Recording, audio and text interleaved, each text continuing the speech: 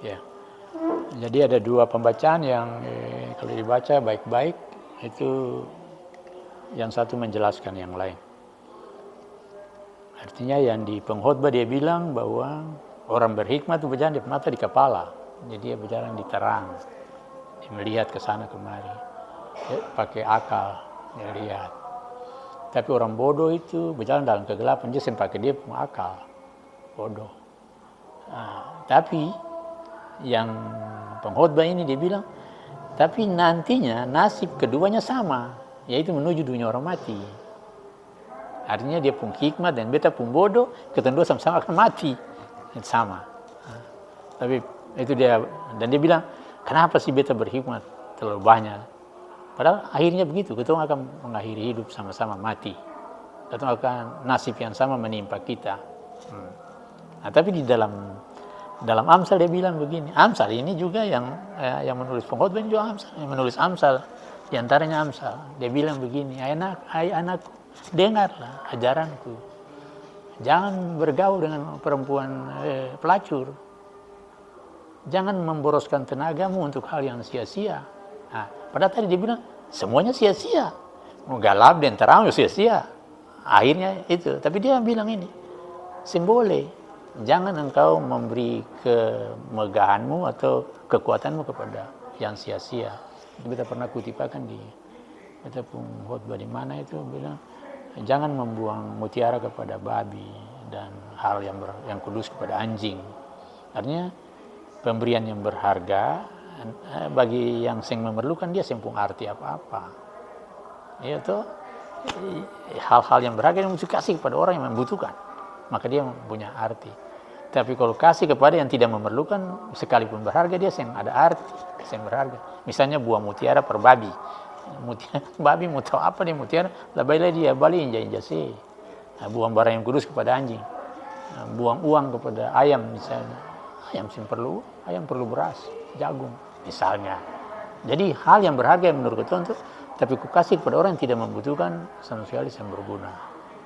Oleh sebab itu bikin untuk hal-hal yang berharga dan berguna. Kira itu. Jadi dia tetap menasihati. Orang yang menulis Amsal ini juga menulis pengkhotbah. Kalau di pengkhotbah nadanya sia-sia. Tadi pengamsal dia bilang, dengar didikanku, pegang itu kuat-kuat. Sehingga kamu yang salah masuk dan nanti jatuh kepada orang kejam. Nah, jadi ada arti, sebenarnya ada arti. Hidup ini bukan berarti, hidup ini bukan sia-sia tapi ada arti. Artinya, kalau kita bersama dengan Tuhan dan di dalam Tuhan, maka hidup ini punya arti, punya guna, punya manfaat. Saya kira itu, John. Itu pertama, yang kita bicara dari bagian Alkitab. Jadi hidup ini bukan sia-sia, tapi punya arti. Dan karena itu, jadikanlah hidup kita berarti. Contoh, HIV AIDS yang kita bicarakan sekarang. Ini kalau saya dengar nasihat ini akan jadi ini. Kalau saya dengar nasihat pengamsal ini maka akan jadi ini. Karena penularan HIV AIDS itu cuma dengan jalan pertukaran cairan. Dan terbanyak itu dari persetubuhan. Nah ini, kalau saya yang melakukan nasihat ini, maka terjadi ini. Jadi memang ini kenyataan, jadi dia punya kaitan dengan itu. Saya kira itu yang selalu. Ada orang yang datang bilang, HIV itu dia tidak menular kalau kita pakai sikat gigi sama-sama, makan satu piring, tidur satu bantal, dia yang menular. Dia menular lewat pertukaran cairan, misalnya jarum suntik dipakai bersama, bisa itu karena cairan bertukar. Bisa lewat persetubuhan, bisa lewat transfusi darah, bisa, dan lain-lain. Nah, jadi sebarang orang kena AIDS, sebarang orang kena HIV. Kalau dia hidup sesuai dengan apa yang dianjurkan oleh pengamsal, dia yang kenal. Karena dia pun satu-satunya penularan itu. Nah, misalnya orang yang suka belah-belah tangan dengan orang lain, yang misalnya dong pakai narkoba, itu yang saya bicarakan tubuh kepada hal yang sia-sia, seperti itu. Kalau saya dengan nasihat ini, akan jadi itu. Karena pertukaran jarum yang dong pakai, silet ke apa yang dong pakai, itu bisa terjadi penularan. Saya kira itu. Jadi berkira ini satu-satunya jalan sebenarnya ikut apa ini saja yang dikatakan Alkitab. bagaimana ketong dan ketong pun istri, boleh ada persetubuhan di luar pernikahan. Tapi orang-orang sekarang ini kan dong sudah bisa pakai alat-alat kontrasepsi yang bisa anti itu barang. Nah itu. Jadi betul kira itu perlu. Jadi baiknya ketong menuruti apa yang Tuhan bilang, maka ketong terhindar dari bahaya-bahaya yang sangat ada obatnya. Kira itu. Yang pertama, ketong baca di Alkitab. Yang kedua, HIV itu virus. Sedang AIDS itu adalah puncak dari virus yang ketong idap itu. Jadi HIV itu virus yang dia menyerang daya tahan tubuh kita, kekebalan dia menyerang itu. Kalau menurut orang-orang ahli dong cerita itu macam pasukan-pasukan dong turun dong sing lawan. Jadi dong masuk dong mengendap, lalu dong kasih perintah untuk darah putih lawan ini, labrak darah merah. Nah, padahal darah putih ini untuk menghantam penyakit. Nah, tapi dia perintah dia suruh mengendap dalam tubuh, lalu dia perintah.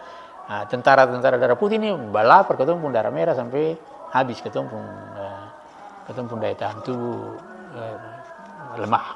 Nah, itu jadi dia masuk, dia satu kali menyerang, dia mengendap baru dia kasih perintah. Nah, dia menyatu dulu di dalam tubuh baru dia kasih perintah. Darah putih yang pun tugas lawan musuh, dia sudah lawan orang teman sendiri. Nah itu. Jadi dia pun cara mengendap begitu. Jadi itu HIV virus. Daya jangkitnya itu artinya inkubasinya, perkembangannya itu 2 sampai 15 tahun. Pada di situ toh. Nah itu. Masa inkubasi berkembangnya itu 2 sampai 15 tahun. Jadi AIDS itu penyakit yang ditimbulkan karena ketong pun daya tahan tubuh lemah. Jadi daya tahan tubuh lemah, flu saja bisa membahayakan ketong. Flu. Nah, ada lagi penyakit yang lain, misalnya paru-paru, misalnya yang lain lagi, apa-apa. Itu dia bisa membuat ketong bahaya. HIV. Nah, jadi sebenarnya yang berbahaya kalau ketong ini berani lalu periksa, lalu terus minum obat rutin, yang berbahaya. Karena obat ini membuat ketong daya tahan tubuh naik, maka penyakit yang ada di ketong tubuh dia bisa sampai membawa ketong kepada yang fatal. Tapi obat itu dia rancang betul sehingga boleh alfa 1, boleh telat jam, jadi jam 7 minum, jam 7, itu jam 7 saja. Jadi dia begitu teratur, rutin, tersistematis sehingga dia bisa melawan itu, bisa kasih ketong pun daya tahan tubuh meningkat. Nah, itu saja. Tapi dia bisa kasih hilang virus itu, bisa. Virus itu tetap dia parenta saja mau labrak lawan. Jadi dia tubuh lawan tubuh sendiri. Nah, jadi sekarang orang cari akal untuk bagaimana kasih keluar itu kan dia yang masuk tiba-tiba dia hantam, dia masuk dia adaptasi dulu, dia cari jalan, dia sudah sama dengan bagian dari tubuh baru dia perintah. Misalnya ketemu manusia, terus datang seorang kaya datang, dia bagi-bagi kepen dulu, tak. Periksa musuh sana, sipi bikin ini. Sama dengan itu virus. Jadi sampai dia bikin pelayanan begitu rupa per darah putih lah dia bilang, tolong beta hantam, labrak. Nah begitu. Dia beta kasih sedikit gambaran tentang itu. Ya. Jadi HIV itu virus, lalu AIDS-nya itu penyakit yang dialami atau disebabkan karena ketemu daya tahan tubuh lemah. Penyakit bawaan, babatu, baring, paru-paru dan sebagainya. Itu dia bisa bikin ketong infeksi dalam tubuh, itu bisa berbahaya. Itu HIV itu. AIDS itu. Nah, jadi pikir itu. Jadi HIV itu akan pembahasa itu nanti dia itu human imunodefisiensi virus. Nanti kalau AIDS itu acquired immune defensiasi sindrom. Ya, itu dia pun istilah-istilah itu. Jadi HIV itu virusnya, AIDS itu penyakit yang dialami karena kekebalan tubuh ketong menurun. Dikira itu. Jadi mesti periksa darah, periksa kesehatan dan obat terus menerus. Orang 60 tahun masih hidup sampai sekarang sehat-sehat. Masih bisa sehat hidup. Sama. Nah, jadi mesti teratur, tertib. Jadi orang pikir AIDS mati, kalau teratur berobat, apa-apa. Masih bisa jadi relawan lah yang lain. Saya kira itu. Jadi dia pun cara penularan tadi kita bilang cuma itu persetubuhan pertukaran cairan tubuh. Jadi ada cairan anus, cairan sperma, cairan